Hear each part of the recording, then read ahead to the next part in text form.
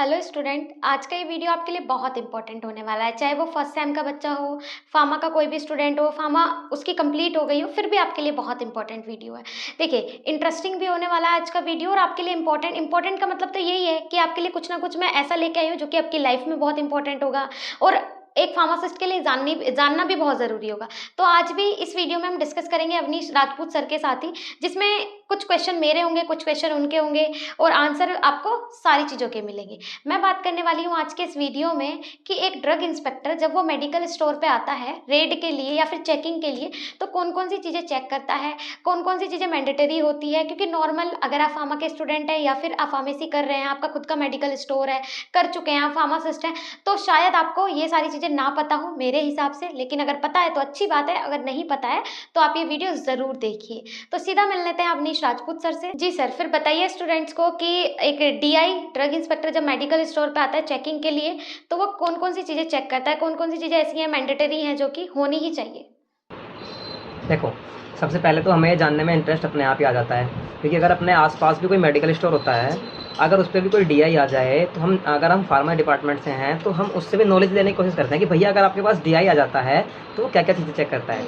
तो जो अपना यहाँ मेडिकल स्टोर होता है आसपास, वो बच्चों को बताता नहीं है, चीज़ें छुपाने की कोशिश करता है और इससे बच्चों की क्यूरियोसिटी और बढ़ जाती है। पता नहीं ये छुपा क्यों रहा है, पता नहीं ये बता क्यों नहीं रहा है, क्योंकि उसको भी ऐसा लगता है कि मैं इसे नॉलेज क्यों दूँ, क्या क्या दिक्कतें मेरी दुकान पे हैं, मैं क्यों बताऊँ। ठीक है, ये सारी जानकारी तो ऐसी है हाँ, जो कि आपको पता होना बहुत ज़रूरी है। जैसे कि जिन टॉपिक्स पे अभी हम रिसेंटली बात कर रहे हैं, वो सारे टॉपिक्स ऐसे ही हैं जो कि आपकी लाइफ में आपको फेस करने ही हैं 110%। बिल्कुल बिल्कुल कुछ स्टूडेंट ऐसे होंगे जो कि फेस कर रहे होंगे, कुछ स्टूडेंट ऐसे होंगे जो कि अभी एडमिशन लेने वाले, कुछ पास आउट भी होंगे, उनके लिए भी बहुत इंपॉर्टेंट है ये वीडियो। तो ये हर फार्मा स्टूडेंट को फेस करना ही है, ये फेस उसके सामने आएगा ही आएगा।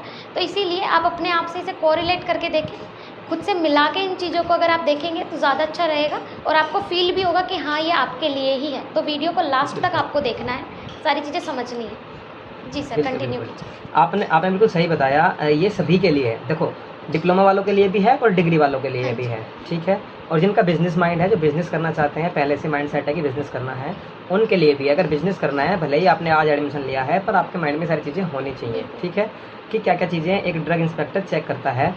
लोकल लैंग्वेज बोलते हैं, अगर छापा लग जाता है, आप पकड़े जाते हो, तो किन किन बिहाव पे आप चीज़ों के बिहाव पे आप पकड़े जाते हो।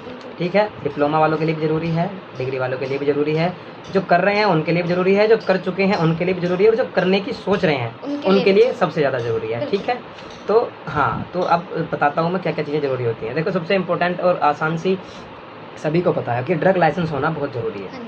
ड्रग लाइसेंस होना और रजिस्ट्रेशन की फ़ोटोकॉपी की एक आपके पास स्लिप होना, मतलब एक फ़ोटोकॉपी होना बहुत ज़रूरी है, और वो आपके मेडिकल स्टोर में कहीं ना कहीं एक पर्टिकुलर जगह पे लगी होनी चाहिए। दोनों चीज़ें एक साथ, आपके शॉप का ड्रग लाइसेंस भी और आपके फार्मासिस्ट के डॉक्यूमेंट्स। ठीक है, समझ रहे हैं आप लोग? हाँ सर ने जी, क्या बताया, आपका रजिस्ट्रेशन भी और लाइसेंस भी, दोनों में डिफरेंस हम पहले ही बात कर चुके हैं इसके बारे में, तो आप वो वीडियो देख लीजिएगा, मिल जाएगा लिंक डिस्क्रिप्शन बॉक्स में। काफ़ी सारे बच्चों को तो ये अभी भी नहीं पता होगा जिन्होंने वीडियो नहीं देखा। हाँ जी, हाँ जी, बहुत से बच्चों को कन्फ्यूजन रह जाता है, वो नहीं समझ पाते हैं कि रजिस्ट्रेशन क्या होता है और लाइसेंस क्या होता है, दोनों चीज़ें अलग होती हैं। आप उस वीडियो को देखिए, सारी नॉलेज आपकी वहीं से बढ़ेगी और सारे डाउट्स आपके वहीं से क्लियर हो जाएंगे। ठीक है, तो अब मैं बताता हूँ कि डीआई और क्या क्या चीज़ें चेक करता है। सबसे पहली बात मैंने लाइसेंस की बता दी। दूसरी बात, फार्मासिस्ट। आपके अगर आप खुद ही प्रोपराइटर हैं और आप खुद ही फार्मासिस्ट हैं तो बहुत वेल एंड गुड, बहुत अच्छी बात है। दूसरी बात, अगर आप प्रोपराइटर कोई और है और आप प्रोपराइटर ने कोई फार्मासिस्ट रखा हुआ है, तो वो फार्मासिस्ट, बेसिक डिफरेंस क्या होता है कि जो आप फार्मासिस्ट रखते हो, अगर आप बोल देते हो कि हमारा लाइसेंस कहीं रेंट पे है, वो रेंट पे नहीं होता। आपको एक सैलरी पे की जा रही है कि आप यहाँ जॉब कर रहे हो। ठीक है, आप अपने घर रह रहे हो, उसकी भी सुविधा है, आपकी भी सुविधा है, इसीलिए आपको कम पैसे मिलते हैं। अगर आप उसके स्टोर पर काम करोगे, आपको ज़्यादा पैसे मिलेंगे। रूल तो यही बोलता है कि आपका लाइसेंस वहाँ रेंट पे होने का मतलब ये है कि आप वहाँ जॉब कर रहे हो। अगर डीआई आ जाता है, आप वहाँ प्रेजेंट नहीं पाए जाते हो, तो वो जो प्रोपराइटर है उसके भी फंसने के चांस है और आपके भी फंसने के चांस है। ठीक है, ये दोनों चीज़ें बहुत इंपॉर्टेंट है। थर्ड पे क्या देखता है? थर्ड पे एक डीआई देखता है कि जो आपकी शॉप है, जो उसका स्टैंडर्ड क्राइटेरिया था, आपकी लाइसेंस लेते टाइम क्या आपने वो शिफ्ट तो नहीं कर दी कहीं पे? उसका आपने जो आपकी स्टैंडर्ड जगह थी वो आपने घटा तो नहीं दी? आपने अपनी सुविधा के हिसाब से चीज़ें मैनिपुलेट तो नहीं कर दी? ये सब चीज़ें वो देखता है। अगर चीज़ों में मैनिपुलेशन पाया जाता है, अगर चीज़ों में मैनिपुलेशन पाया जाता है तो आप फंसोगे, आपके ऊपर ही कार्रवाई होगी। ठीक है, अगर आपने शेड्यूल H1 जिसमें कुछ दवाइयाँ प्रतिबंधित होती हैं, आप उनको नहीं रख सकते, और कुछ शेड्यूल्स नारकोटिक्स को कवर करते हैं, अगर आपके स्टोर पे नारकोटिक्स मेडिसिन रखी हैं और आपके पास उनकी जो आपने डिस्पेंसिंग की है उसकी आपके पास इन्फॉर्मेशन अगर डीआई देखता है, नहीं है आपके पास उसकी इन्फॉर्मेशन, उसका बिल नहीं है आपके पास, किस डॉक्टर के कहने पे आपने लिखी है, डॉक्टर के कहने पे आपने प्रिस्क्राइब जो नारकोटिक्स थी वो आपने मेडिसिन आपने डिस्पेंस की है, वो अगर आपके पास नहीं है, आपके पास ये नहीं पता कौन पेशेंट आया था, किस डॉक्टर ने लिखी थी, कब आपने दी है, क्या उसकी एक्सपायरी डेट रही है, ये सब चीज़ें आपके पास अगर नहीं है, बिल वगैरह नहीं है, तो आपके ऊपर कार्रवाई हो सकती है। ठीक है, आप ऑफेंस के अंडर आ जाते हो, आपको ऑफेंस में अकाउंट किया जाएगा। उसके बाद आता है कैश मेमो। आप कैश मेमो का मतलब है कि बिल और बहुत सारी चीज़ें कैश मेमो कवर करता है। तो आपके परचेजिंग बिल होने बहुत ज़रूरी हैं। ठीक है, हर एक चीज़ का परचेजिंग बिल आप अपने पास रखें। आप आजकल रजिस्टर भी नहीं होते, आजकल तो डिजिटली मेंटेन होता है आपके हार्ड डिस्क के अंदर, आपके लैपटॉप के अंदर या आपके सिस्टम के अंदर। ठीक है, तो ये सारी चीज़ें आपको टैली करके रखनी है, सारी चीज़ें अपने पास रखनी है। डीआई जब भी आएगा हमेशा कैश मेमो चेक करता है। ठीक है, कैश मेमो में दूसरी चीज़ क्या आ जाती है, कोई भी आपने मेडिसिन जो आप हमेशा बिल निकाल के देते हो उस बिल पे सब कुछ रहता है। सीरियल नंबर भी रहता है, मेडिसिन का नाम भी रहता है, मेडिसिन का बैच नंबर भी रहता है, मेडिसिन की एक्सपायरी भी रहती है, मेडिसिन की क्वांटिटी भी रहती है और मेडिसिन का एमआरपी भी रहता है। ठीक है, जो आप पेशेंट को बिल निकाल के देते हो उसको बोलते हैं पक्की रसीद, जो आपके पास भी होना बहुत ज़रूरी है। आपके सिस्टम में जो आपने डिस्पेंस कर दी उसका भी आपके पास एक ब्यौरा रहना बहुत ज़रूरी है। ठीक है, और आपको पक्की रसीद भी उस पेशेंट को देनी है, पक्की रसीद भी बहुत ही मायने रखती है। ठीक है, अगर आपके पास ये सारा ब्यौरा नहीं है, आपने किस पेशेंट को कब कौन सी दवाई किस बैच नंबर की किस एक्सपायरी डेट की दी है, तो आप के ऊपर कार्रवाई हो सकती है। आप डीआई आपको पकड़ के ले जाएगा, आप पे कार्रवाई करवाएगा। ठीक है, उसके बाद एक सबसे इम्पोर्टेंट चीज़ जो मैंने रजिस्ट्रेशन के टाइम पे ही बताई थी, फ्रिज।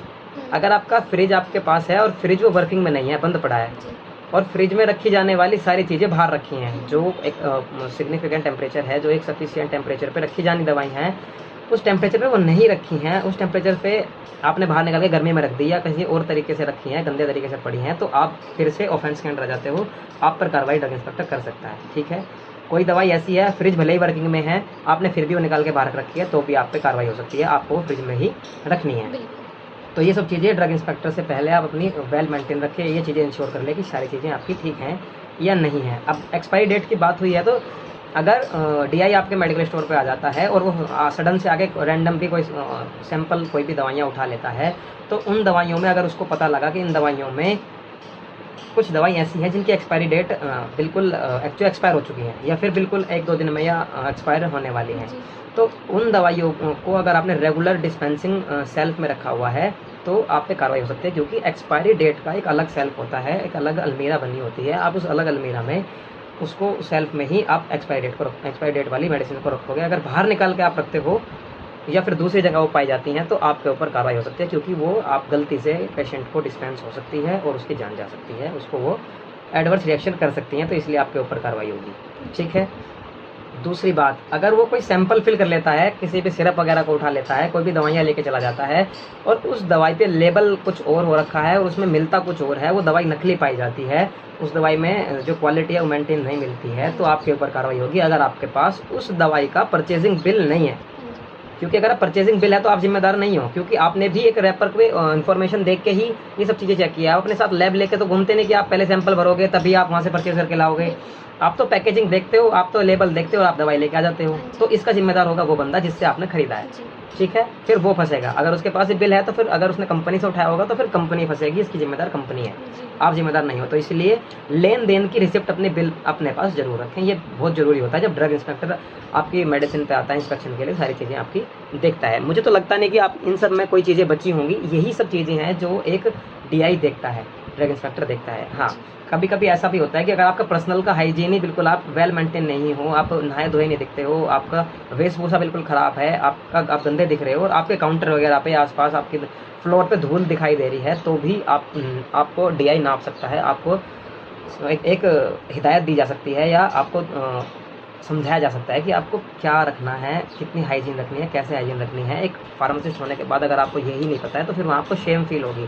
तो ये चीज़ें आप हमेशा रोजाना के डेली बेसिस पे इंश्योर रखें कि आपका काउंटर बिल्कुल क्लीन चिट हो और बिल्कुल आपका फ्लोर बिल्कुल साफ़ हो, चाहे आपको टाइम टू टाइम उसको साफ़ करना पड़े, उन सब चीज़ों को आपको हाइजीन को मेंटेन करना पड़े। तो ये सब चीज़ें आप बिल्कुल ध्यान रखें। जी हाँ जी, हाँ जी, हाँ जी सर, तो सारे पॉइंट्स क्लियर हो गए सर? हाँ, लगभग सारे पॉइंट क्लियर हो गए। अब वो डीआई के ऊपर है कि वो ये 90% केसेस और 99% केसेस की बात मैंने आपके सामने की है। इन केसेस में ही ये सब चीज़ें देखी जाती हैं, नॉलेज बेस पे ही ये सारे पॉइंट्स मैंने आपको बताए हैं। जी सर, इनसे अलग अगर कोई पॉइंट आता है तो हाँ जी हाँ जी बताइए। सर, आप बताइए। तो वो पॉइंट अपडेट करते जाएगा और इससे ज़्यादा तो कुछ नहीं बोलना। अगर जी आपको सर, कुछ सर एक हाँ जी सैंपल वाला बताइए। पॉइंट और है कि मतलब अगर कोई एमआर आके किसी इंडस्ट्री हाँ, हाँ, हाँ। बिल्कुल, बिल्कुल, ये पॉइंट छूट जाता है। हाँ, बिल्कुल, थैंक्स टू रिकॉल। इसमें क्या है कि अगर कोई एमआर सैंपल दे के आपको चला गया और वो सैंपल आपके स्टोर पे रखा है, आपको हक नहीं बनता है कि आप वो सैंपल आप अपने स्टोर पे रखें और आप उसको सेल करें।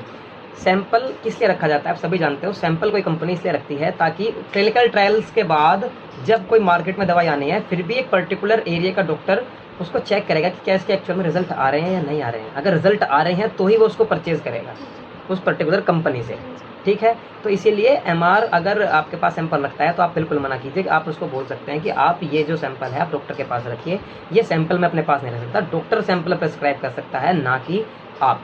एक मेडिकल प्रैक्टिशनर है जो रजिस्टर्ड है, एमबीबीएस है या प्रैक्टिस कर रहा है, उसके पास लाइसेंस है, वही उस सैंपल को किसी भी पेशेंट को देके और उसकी क्वालिटी चेक कर सकता है, उसके रिस्पॉन्स चेक कर सकता है। उसके बाद वो एमआर को बोल सकता है कि आप इतने पर्टिकुलर किसी भी एरिया के आप मेडिकल स्टोर पर या उसके क्लिनिक का जो ड्रग स्टोर है उस पर आप रखवा सकते हो। तब आप रखवा सकते हो, तब भी आप वो चीज़ें रखवाओगे जिन पे बैच नंबर डाला हो और जिन पे क्या नाम है प्राइस वगैरह सब कुछ पड़ा हुआ हो, तो आप तभी उनको रख सकते हैं। अगर आपने सैंपल रखा और डीआई आ गया तो आप फंस जाओगे, आप पे कार्रवाई हो सकती है, फाइन लग सकता है, जेल की भी हवा आपको खानी पड़ सकती है। इस बात का बिल्कुल ध्यान रखें, बिल्कुल भी मजाक की चीज़ें नहीं है। जी बिल्कुल सही बात है। हाँ जी सर, मतलब एक फार्मासिस्ट की काफ़ी सारी रिस्पॉन्सिबिलिटीज़ होती हैं और ये ज़्यादा कोई बड़ी रिस्पॉन्सिबिलिटी नहीं है, ये तो जिम्मेदारी है आपकी, क्योंकि आप किसी दूसरे पर्सन की हेल्थ के साथ आपके ऊपर बिल्कुल, दूसरा बिल्कुल। पर्सन बिलीव कर रहा है और आप उसके हेल्थ के साथ खिलवाड़ ना करें। इसी वजह से ये सारी चीज़ें मैंडेटरी हैं और नॉर्मल है, जनरल है सारी भाई चीज़ें। फार्मासिस्ट मैं आपको बता देता हूँ, फार्मासिस्ट बहुत ही रेप्यूटेड प्रोफेशन है। जी। आप अगर इसको ख़राब करना चाहते हैं तो ये सब चीज़ें बिगाड़ के रखें।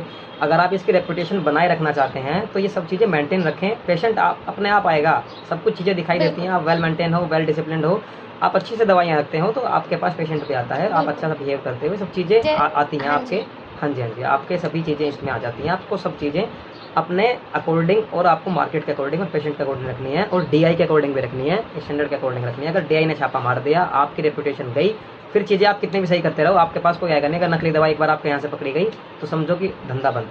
जी बिल्कुल। हाँ जी सर, तो जैसे कि आप लोग ने सारी चीज़ें समझ ही ली, पता भी आपको चल गया। कोई ऐसी चीज़ें नहीं है कि जिसमें आपको ज़्यादा डिफ़िकल्टी हो। सारी चीज़ें वो हैं जो कि ज़रूरी भी हैं और अगर आप ऐसा करेंगे तो अच्छा भी रहेगा, ना आपको किसी से डरने बिल्कुल, की बिल्कुल। ज़रूरत है, चाहे डीआई आए या फिर कोई भी आए चेकिंग के लिए। अगर आपके पास लाइसेंस है तो आपको प्रॉब्लम क्या है? ये जो सारी चीज़ें जो हैं, जो सर ने बताई हैं, सारी चीज़ें बिल्कुल जनरल है, कॉमन है, जो कि आपको अप टू डेट रखनी ही चाहिए। ये बहुत बिल्कुल, ज़रूरी है। आप खुद सोच के देखिए, जैसे कि जो भी चीज़ें सर ने जैसे कि बताई एक्सपायरी डेट की जो मेडिसिन्स होती हैं उनका रैक अलग होता है, ठीक है? तो अच्छी बात है, आपको पता होना चाहिए आपके मेडिकल स्टोर में कि कौन-सी दवाई एक्सपायर होने वाली है। अगर वो लास्ट डेट पे है तो उसे साइड कर दीजिए। अगर गलती से आपके किसी स्टाफ ने या आपने ही किसी को दे दी, डिस्पेंस कर दी, तो उसकी हेल्थ के साथ तो आपने पूरी तरीके से खिलवाड़ कर दिया। तो ये बिल्कुल, सारी बिल्कुल। चीज़ें ऐसी हैं जो कि आपको समझना चाहिए और अलर्ट रहना चाहिए। जी सर, बिल्कुल। एक फार्मासिस्ट हाँ की जी, हाँ जी। ज़िम्मेदारी बनती है और दूसरी चीज़ आती है लाइसेंस वाला, कि लाइसेंस आपने किसी को रेंट पे अगर दिया है। देखिए, रेंट पे लाइसेंस देना मेरे हिसाब से तो गलत ही है, बट अगर आप किसी को दे भी रहे हैं और आप वहाँ पे प्रेज़ेंट नहीं हैं, तो आपको ये सोच के देना है, देख के देना है कि जो बंदा वहाँ पे प्रेज़ेंट है, क्या उसे पूरी उसको नॉलेज है? हाँ, नॉलेज है या नहीं है? नॉलेज बिल्कुल, है या बिल्कुल। आप नहीं है? नहीं तो वो पहले से अगर आप काम नहीं, कर चुका है। अगर आप वहाँ नहीं रह सकते, साक्षी एक सेकंड रुको। अगर आप वहाँ नहीं रह सकते तो आप ये चीज़ इंश्योर करें कि वहाँ कोई एक मेडिकल प्रैक्टिशनर जो पहले से फार्मासिस्ट कहीं रहा। बी फार्मा और डी फार्मा में सफलता के लिए बीएसपी फार्मेसी ऐप डाउनलोड करें और आज ही अपनी क्लास का टॉपर बनिए। फटाफट से जाइए, ऐप को डाउनलोड करिए, कोर्स में ज्वाइन करिए, क्लास का टॉपर बने। आज ही डाउनलोड करें बीएसपी फार्मेसी मोबाइल ऐप। अधिक जानकारी के लिए हेल्पलाइन पर कॉल करें। हो किसी मेडिकल शॉप पर रहा हो, उसको अगर नॉलेज है, अगर वो वहाँ है, तो आप ये चीज़ें इंश्योर करके एक बार को शांत रह सकते हैं। पर फिर भी अगर आप वहाँ प्रेजेंट रह सकते हैं, हफ्ते में 2 बार जा सकते हैं, 3 बार जा सकते हैं, तो आपको जाना चाहिए अगर आप ये चीज़ें कैरी कर सकते हैं तो। बिल्कुल सही बात है सर। हम मानते हैं कि हाँ, बहुत सारे ये ऐसे केसेस मिलते भी हैं। कई बार ऐसा भी देखने को मिलता है कि लाइसेंस किसी ऐसी जगह से मिला जहाँ पे कुछ पता ही नहीं था उन लोगों को, सीधा स्टार्ट कर दिया। बस एक बंदे को ले आए जो 1-2 साल से मेडिकल स्टोर पे रहा हो और उसके पास भी कोई डिग्री नहीं है, जिसने खोला है उसके पास तो है ही नहीं, जिसे लेके आया पकड़ के अगर उसके वहाँ पास कोई भी कुछ नकली नहीं। दवाइयाँ अगर वहाँ कोई नकली दवाइयाँ बेची जा रही हैं तो आप फंसोगे, आपका लाइसेंस रद्द है हो वहाँ जाएगा, पर। बिल्कुल लाइसेंस रद्द हो बिल्कुल जाएगा, बिल्कुल कोई छूट नहीं मिलेगी। लाइसेंस, हाँ जी, लाइसेंस के बेस पे जो प्रोप्राइटर अगर कोई और है तो लाइसेंस के बेस पे उसको पनिशमेंट मिलेगी, और अगर लाइसेंस आपका है तो आपको भी पनिशमेंट मिलेगी, क्योंकि आप वहाँ अगर मौजूद हैं तो ऐसा कैसे हो गया। जी बिल्कुल, सही बात है। तो किसी ऐसे इंसान को तो बिल्कुल ना दें जिसे आप जानते नहीं हैं और जिसे पता ही बिल्कुल, नहीं है, बिल्कुल। क्योंकि ये आपके लिए आपकी 4 साल बिल्कुल ख़राब हो जाएगी फिर। हाँ जी, थोड़े हाँ जी। बहुत पैसों के लिए आपकी 4 साल ही बर्बाद हो जाएंगे।